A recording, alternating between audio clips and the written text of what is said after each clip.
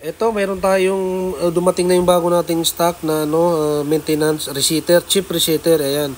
Yan yung mga kaya niyang i-reset. Kung ganyan yung mga maintenance box nyo, yan kaya niyang i-reset yan. Ayan. Ayan.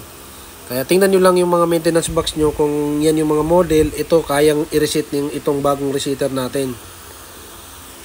Yan, ito yung dati naming resetter, yung nakikita nyo sa mga video natin. Ito kasi walang charger, kumbaga hindi disaksa, kaya pag nalobat, hindi na yan magagamit.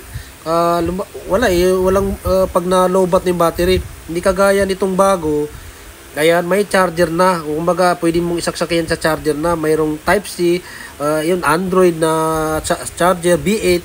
Yan, isasaksak nyo lang, unlimited na. Hindi mo na kailangan ng battery, hindi na malolobat. Kaya ito, tingnan mo sa sample tayo. Ayun, no, sakto lahat yan. Ayan. Yan yung isang maintenance. Tapos ito naman yung isa.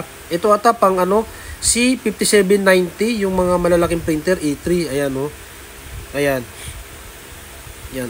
Yung mga maintenance box mo natin, kapag kaya pang i-reset, yan pwedeng i-reset yan. Pero kapag halimbawa tumatagas na, napuno na talaga ng ink, hindi na, kahit i-reset nyo kasi yun, siyempre tumatagas na yung ink, kaya kailangan talagang palitan na yung buo. Pero pwede pang i-reset yan, halimbawa mga 3 beses, 4 na beses, basta hindi pa napupul.